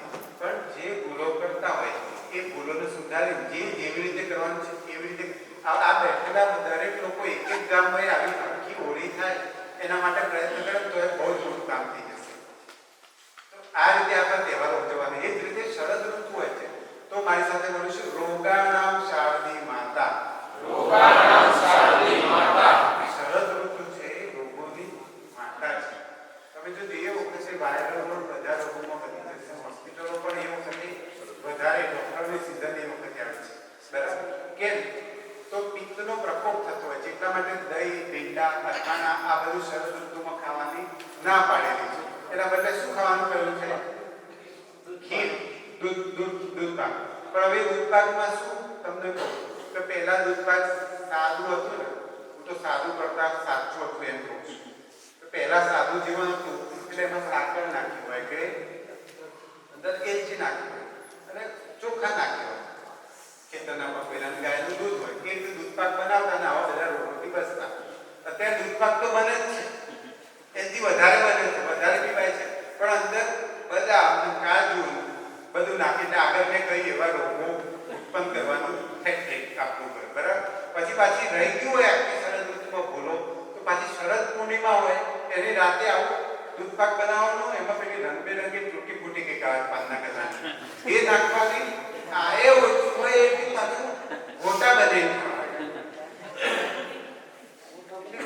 કેટલું જે કરવાનું છે એ રીતે નહીં કરતા, અને જે નથી કરવાની બુદ્ધિ રીતે એમાં ભેગું કરીને કરે છે, બરાબર. આવું બધું કરીને આપણે હોસ્પિટલો નવી નવી ઉતારતા હોઈએ છીએ, તો ના થાય એવું પણ આપણે ઘરે જઈને કરી શકીએ. જો આ જલોદર છે તો એમાં આ તો ભાઈ બીજો છોકરો છે, પછી તો દારૂ લગે ચડી ગયો તો ના બચી શક્યો, પણ એક ડોક્ટર રાવલ છે, હજુ પણ જીવે છે, સરસ. એમ ડોક્ટર તો 85 લાખ લીવર ટ્રાન્સપ્લાન્ટ થશે, 85 લાખ રૂપિયા બિફોર 8 years, બરાબર. વેટરનરી ડોક્ટર ને એમને કંઈક ચેપ લાગ્યો છે, વાયરસ લીવર બગડી, બરાબર. એમને લઈ આવ્યા, મળી જશે, નહીં દાખલ કે ભલે મળી જશે, ત્યાં ડોક્ટરે 85 લાખ ક્યાંથી ભરીને મળી જશે, એના કરતા એમને મળી જાય, બરાબર. તો દાખલ કર્યા, અને આપણો એક ઔષધિ આવે છે આયુર્વેદિક, એ ઔષધિના મૂળિયા સરપુંગ વખત અને સરપુંગ એવી ઔષધિ આવે સરપુંગ, બરાબર. એના મૂળિયા અને ગાયની ઘોસાળાની તમારી દાદી છાશ કરી એ રીતે બનાવી દો. આ પીવડાઈ એમના ડોક્ટર આવવાનું, બરાબર, રોજે રોજ. અને ગૌમૂત્રની ઉદર લેપ પડ્યા, બરાબર. ગૌમૂત્રમાં બેસાડેલા એ ડોક્ટર હજુ સુધી જીવે છે, 85 લાખ ખર્ચો નથી, બરાબર. આટલા બધા વર્ષોથી પીકે. આવું બધું ગાયની છાશમાં, ગૌમૂત્રમાં આવી બધી તાકાત છે. પણ શરૂઆતથી જ આયુર્વેદ પંચગવ્યને પકડો તો બેરાશ અને કામના રોગ. મારી સાથે બોલું, સર્વેષુ કર્ણરોગેષુ ગુરુત્પાનમ રસાયનમ. બધા જ કામના રોગો એ રિક્વેરેશન કરનાર છે. અત્યારે બેરાશ તમારા કોઈ સગામાં હશે, બરાબર. બધા ગાયનું ઘી છે ને એ એની બહુ મોટી દવા છે. પછી બીજી બધી પંચ તીક્ષ્ણ ને એવા બધા ઔષધિવાળા વૈદ્ય તો ઉપાયો છે, પણ આ જનરલ ઉપાય છે કે ગાયનું ઘી સરખું ખાવામાં આવતું હોય તો કદી તમારે ઓડિયોગ્રામ કરવા એની અંદર ના જ જવું પડે, તો ખાધું હોય આજે બનાવ્યું તો યાદ શક્તિમાં ગાયના ગીતનું નસને આગળ સમજાય છે. સર્વકાળ એટલે આ બધું યાદ ના રાખો, અને આટલું જ યાદ રાખો, ગુરુતમ ભાઈ આયુ મેં આગળ બોલાવડાયો, ઘી એ જ જીવન છે, બરાબર. પછી નિત્ય ક્ષીર, મારી સાથે બોલીશું, નિત્ય ક્ષીર ઘૃતાભ્યાસ રસાયનાનામ. જે રિજ્યુનેશન કરનારી આખી પૃથ્વી ઉપર જેટલી પણ વસ્તુઓ છે કે મોંઘી 1000 રૂપિયાની ગોળીઓ છે ને, કે આયુર્વેદને સુવર્ણવાળી બધી મોંઘી દવાઓ છે, 200 રૂપિયાની ગોળી, એના કરતાં સૌથી વધારે રિજ્યુનેશન કરનાર છે ને એ રોજે રોજ ગાયનું ઘી, દેશી ગાયનું અને દૂધ, એનો ઉપયોગ કરવામાં આવે તો આ તમને ભલે યાદ શક્તિ, બેરાશ, દરિદ્ર, ગરીબ યા કશું જ ના આવે, પણ આટલું જ કરવાનું છે. એ રહી જાય છે લેવા નીચે અંદર, બીજું બધું આપણે પકડવા ટ્રેન પકડવાની હોય કરીએ છીએ, બરાબર. અને પછી આ તો શાકભાજી અને ગૌમૂત્રના દ્રાવણમાં પૂરવામાં આવે પેસ્ટિસાઇડ દ્વારા, તો એનું જે કન્ટેજિયસ સંપર્કવાળા પેસ્ટિસાઇડ છે બધા ડિઝોલ્વ થઈ જાય તેવું આપણું નાગપુરનું જે કેન્દ્ર છે પૂર્વ જ્ઞાનનું, ત્યાં ચાલી રહ્યું છે, સારા નંબરે. નેક્સ્ટ, પંચગવ્યના અલગ અલગ જગ્યાએ અનુસંધાનો થાય છે. ગોવિજ્ઞાન અનુસંધાન કેન્દ્ર નાગપુર, એમાંથી ગૌમૂત્રની યુએસ પેટન્ટ લીધેલી છે, બરાબર. અને એની સાથે લગભગ ખાસી બધી આખા દેશની દિલ્હી વગેરે જુદી જુદી સંસ્થાઓના 200થી વધારે સાયન્ટિસ્ટ જોડાયેલા છે. એમાં જે રિસર્ચ થયા હોય એ બધા આવા આપણા સંસ્થા વર્ગો થતા, એમાં બધા વ્યાખ્યાનો થતા, એની રિસર્ચ આખી સમાજમાં લઈ જવામાં આવતા હોય છે. પછી ડૉક્ટર રાકેશ અગ્રવાલ એમને તે એક આ રીતે પંચગવ્યનું લેક્ચર આપવા ગયું સાચી વર્ષ પહેલાં. તો એમણે આઈઆઈટી મુંબઈના એ સાયન્ટિસ્ટ છે, પીએચડી છે, અને એમણે ગૌમૂત્રના બધા રિસર્ચના સરસ કામ કરેલા છે. ગૌમૂત્ર અર્કના અને યુટ્યુબ ચેનલમાં એમના બધા વિડીયોઝ છે. તમે જોજો, આપણી ગૌશાળાઓ માટે, આપણા ખેતર માટે પણ ખૂબ સરસ કામ લાગે એવું છે. આયુર્વેદિક બધી કોલેજોમાં પણ ઘણા સંશોધનો થયેલા છે. સીઆરએસ વગેરે સરકારની જે સંસ્થાઓમાં છે એમાં પણ આના સંશોધનો થાય છે. નેક્સ્ટ આગળ મેં કહ્યું કે બધા બધા એન્ટી કેન્સર બધા કોવિડના સાયન્સ કાયદા સાયન્સ એટલે મને જે ધ્યાનમાં આપશું ને તમને સીધે સીધું કરે જેમ કામ લાગે એવી બધી બાબતો મેં અત્યારે કહી છે. 10 મિનિટ બાકી છે. કોઈને કંઈ પૂછવું હોય તો તમે બધાએ શાંતિથી સાંભળ્યો. તમારા બધાનો ખૂબ ખૂબ આભાર. આપણે બધા સાયટિકલ પ્રોબ્લેમ હોય છે. મારા ઘરનાને જેમ પ્રોબ્લેમ છે, આ કમ આટલી લઈ અને નીચે સુધી આટલી નસ દબાઈ છે. ઘણી દવાઓ કરી છતાં પણ કંઈ ફાયદો નથી. હજુ પણ ચાલુ છે દવા. એટલે જો એની આયુર્વેદમાં ખૂબ સારી દવાઓ ટ્રીટમેન્ટ પણ ઘરેલું પ્રયોગ તમને બધાને કામ લાગે એના માટે.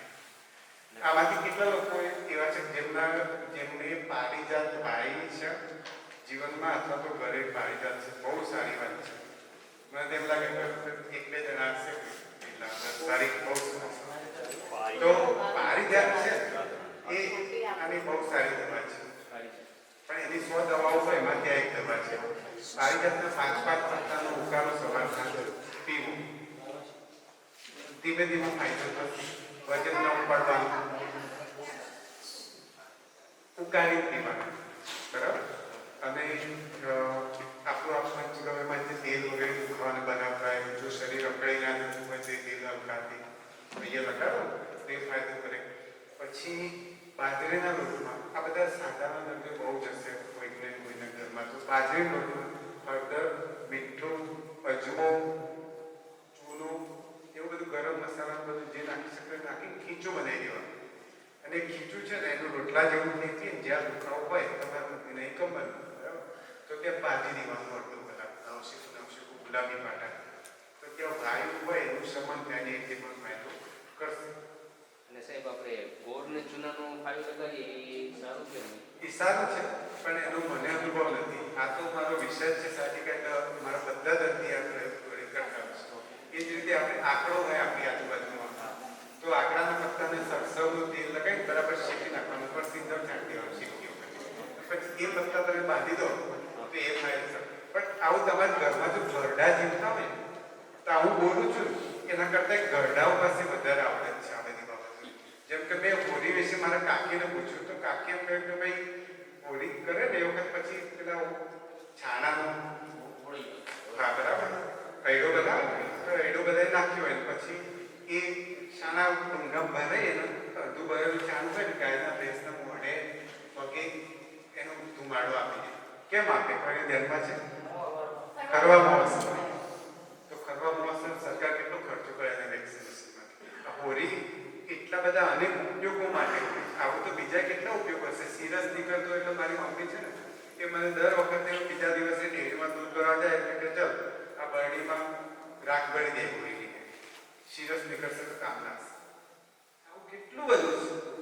પણ એ જ પછી બધું વરસાદના પાણીમાં તણી જાય. પછી દવાખાનાની બાજુ ફાર્મસીની દવા લઈ આવો, બે જાવ. આ તમે કરી શકો. અને સવારે જે લોકોનું શરીર અકળ થઈ જતું હોય તો એ લોકોએ રેતી અને મીઠું ગરમ કરી એનાથી શેક કરવું. બધુંમાં કારણ કે મારી મમ્મી, મારા મધર, મારા ઘરના અને મારી સાથે બધાને એક સરખો જ પ્રોબ્લેમ છે. હા બરાબર. તો ઘરે સૂર્યપ્રકાશ બધા બહુ જ લેવાનું કામ, કારણ કે વિટામિન ડી ઓછું છે બધાના શરીરમાં એટલે વધારે તકલીફ થાય. સૂકી મેથી ખાવાનું રાખો, તલ ખાવાનું રાખો, ગાયનું દૂધ, ઘી વગેરે ખાવાનું રાખો. અને એક તમારા નજીકમાં જે આયુર્વેદ ચિકિત્સક હોય ને એને તમારા ફેમિલી આયુર્વેદ ડૉક્ટર તરીકે એનું નિમણૂક કરો. પણ કઈ હોય તો એને પૂછવાનું. શરદી અમારે જે આવું છે, અમે કોઈ પણ દર્દીને પહેલા જ અઠવાડિયે તો ફાયદો ચાલુ કરી નાખીએ પછી ફાયદો ચાલુ નહીં એટલે કહીએ જો હાઈવે તમે કેટલા મહિના જાડી ફાયદો કર્યા પછી આ તો એ ફાયદો કર્યો ને. હાઈવે આ અવસ્થામાં એ મદદ કરે છે તમને પંચગવ્ય અને પંચકર્મ. તો પહેલથી આવે તો કેટલો બધો ફાયદો કર્યો ત્યાં બહુ જ ફાયદો કર્યો. તો હવેથી તમારા ઘરમાં કોઈને કંઈ થાય, શરદી થાય કે કેન્સર થાય, પહેલા દિવસથી સવારે તમારે જેને બતાવે બતાવો, પણ હજી આયુર્વેદની દવા તમારા નજીકના આયુર્વેદ ડૉક્ટર પાસેથી. તો આયુર્વેદ એ અમૃત ચક્ર છે, બહાર કાઢવાનું ચક્ર છે. અને પેલું વિષ ચક્ર સારી એલોપેથી સાયન્સ બહુ જ સારું છે, કારણ કે ઇમરજન્સીમાં એ જ કામ લાગે છે. આયુર્વેદ અત્યારે શોધે કલાએ કીધેલું નથી, બરાબર? એટલે એ સાયન્સને પણ રિસ્પેક્ટ આપો, પણ આયુર્વેદના ભોગે નહીં. સોરિયાસિસ માટેની શું ટ્રીટમેન્ટ છે? સોરિયાસિસની તો બધી બહુ ટ્રીટમેન્ટો છે, પણ ખાસ દૂધ અને એમાંથી બનતી તમામ વસ્તુઓ ખાવા પીવાની બંધ કરી દીધી, બરાબર? અને ગાયની ઘરે ચોખ્ખી છાશ બનાવવાની, એમાં અનુકૂળ હોય તો ખેરચા લસણ ત્રિફલા પાવડર એ નાખવાનું, નહીંતર એમને બે છાશથી નાખવાનું.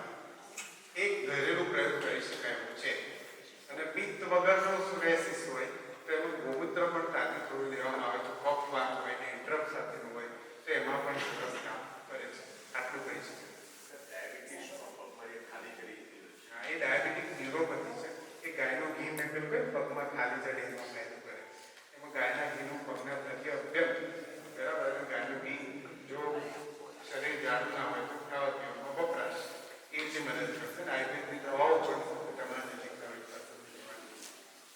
ડાયાબિટીસ સાથે પહેલા દિવસની સાથે આયુર્વેદની દવા નજીકના વૈદ પાસે ચાલુ કરી દેવાની. એટલા માટે કારણ કે એટલી આ ન્યુરોપેથી કહીએ, એટલી નેફ્રોપેથી, રેટાઇનોપેથી, કાર્ડિયોમાયોપેથી, આ બધું અનેક પ્રોબ્લેમ્સ છે થતું હોય છે. તમને એમ કે આ તો કાબુમાં આવી ગયું, ડૉક્ટર આપી દે બિચારા, કારણ કે ભણ્યા હોય છે, એમના ભણવાનું એમના બાપાને થાય તો એ જ આપે, એમનો કોઈ વાત નથી, એમનું ભણતર એવું છે, બરાબર? એટલે એ આપી દે છે. અને એમને તમને લેબોરેટરીમાં ડાયાબિટીસ કાબુ બતાવશે, પણ અંદર ઉધેલી જેમ કોથળી ખાશે. આયુર્વેદ દવા પહેલા દિવસથી ચાલુ હશે, તાજું ડાયાબિટીસ ડિટેક્ટ થયેલું હશે તો કફજ પ્રમેય હોય તો મટી જવાની સંભાવના હોય છે. બાકી જૂનું હોય તો ના જ માટે આયુર્વેદ દવાથી કદી ના માટે, જૂનું હોય તો ના હોય તો મટી જાય. અને પણ ડાયાબિટીસની જે આડઅસરો છે એમાંથી બચી લઈને એમાં ખાસ તમે પ્રશ્ન પૂછ્યો છે. અત્યારે આમળાની સિઝન છે કે નહીં? અને હળદરની સિઝન છે. તો જેમ પેલું નિત્ય છે વૃદ્ધાભ્યાસો રસાયણના બોલાય એટલે મારી સાથે બોલો, બે હે શું રાત્રિ દિશા, એટલે દિશા એટલે હળદર, રાત્રિ લાંબા, બરાબર? ડાયાબિટીસમાં સૌથી સારું શું છે? તો સૌથી સારું છે આમળા, હળદર, બરાબર? એનું રિજ્યુનેશન કરનાર છે. એ મેં તમને પેલા ભજીયા બનાવીને ખાવાનું કહ્યું કે બહુ જ સારું કામ, બહુ જ સારી હાડ સાકર.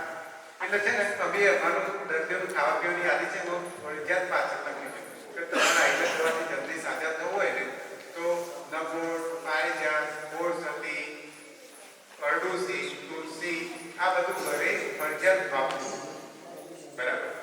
આવું અમે લખેલું છે. એટલે આ બધા હાડ સાકરને બધું તમારા ઘરે પણ વાપરવું જોઈએ.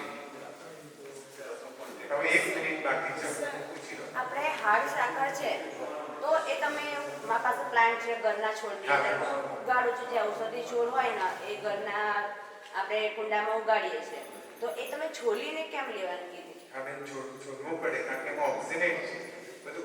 ઘરું જો આપણે કહીએ એના સિવાયની પદ્ધતિ લેશું તો અવાજ જ બંધ થઈ જશે. હા, એટલે મેં એવું બી સાંભળ્યું છે કે હાડ સાકર તમે લો તો તમારે પતાસું કાં તો આપણે સાકર આવે છે મૂકી એ ખાવી પડે. હા, એ ખાવી પડે એટલા માટે ઓક્સિડેન્ટ ના મળે ને પતાસ, એટલા માટે. પણ ઘી મેં કહી એડથી લેજો, ઘીમાં ચૂંદી પછી પેલું નાખીને ઘીમાં જ કરવાનું, બરાબર?